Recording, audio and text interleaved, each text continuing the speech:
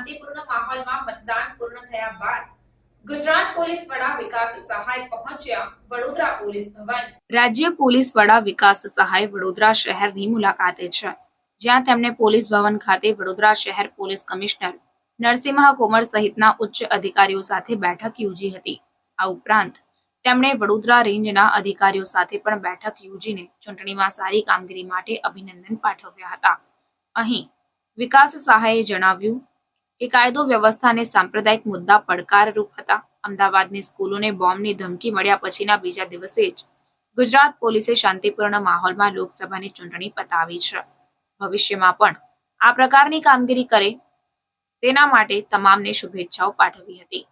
DGP વિકાસ સહાયે જણાવ્યું કે ગુજરાતમાં લોકસભાની ચૂંટણી ખૂબ શાંતિપૂર્ણ માહોલમાં સંપન્ન થઈ છે। પ્રચારના સમયગાળામાં અને મતદાનના દિવસે અધિકારીઓ અને કર્મચારીઓએ ફોકસ કરીને કામગીરી કરી હતી। ચૂંટણી પંચના માર્ગદર્શન હેઠળ કામગીરી કરવામાં આવી હતી। ગુજરાત પોલીસના વડા તરીકે મને ખૂબ સંતોષ છે, સાથે જ ખૂબ પ્રસન્નતા છે અને ખૂબ ગર્વ છે, તેમ જણાવ્યું હતું।